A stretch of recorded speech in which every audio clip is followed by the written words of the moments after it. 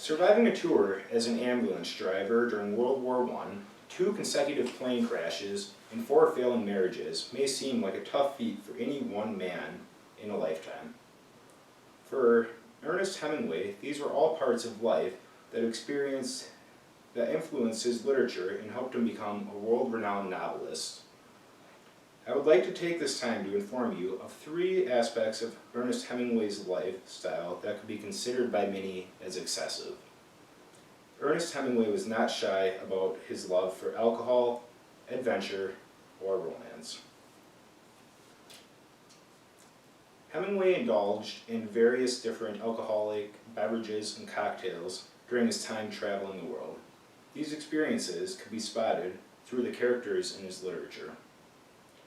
According to a letter written to a Russian critic by Hemingway, "I have drunk since I was 15, and few things have given me more pleasure."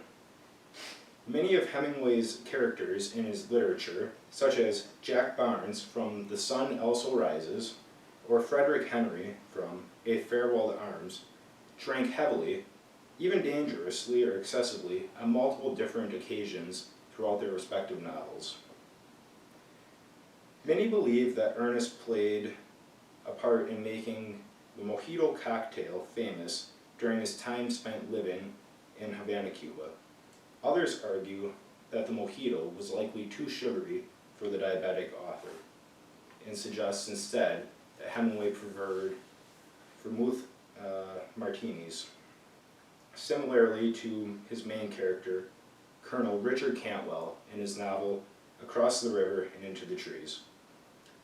Hemingway's liking for vermouth likely extended beyond his martinis and also into vermouth cocktails such as the vermouth punch and the vermouth cassis, which are referenced in at least 3 of his different novels. Hemingway was involved in countless different adventures during his time traveling the world.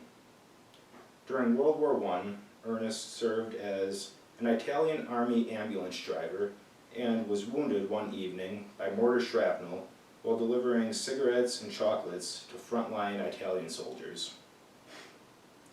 According to Hemingway in a letter to a Russian critic, "But it," referring to alcohol, "always helps my shooting." Hemingway had once shot himself in both legs while attempting to kill a shark during a fishing trip, which may contradict this theory.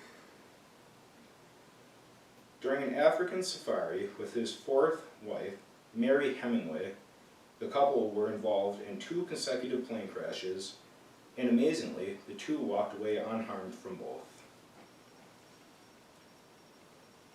During his travels, Ernest would become romantically involved with many women. It seemed like an all too common trend for Ernest to travel or vacation with his current wife at the time, and while at their destination, meet another woman who would become his next wife. Hemingway's first wife, Elizabeth Richardson, spent roughly 6 years with the author before the 2 were separated because Hemingway found a new partner during their visit to Paris, France. Hemingway married Pauline Pfeiffer, whom he met during his time in France with Elizabeth. Pauline and Ernest would eventually move to the United States, where Hemingway met his next 3rd wife, Martha Gellhorn. Martha and Ernest spent much of their time in Havana, Cuba, where Ernest met his 4th and final wife, Mary Welsh. It has been rumored that throughout his life there were countless mistresses and other women involved with Hemingway.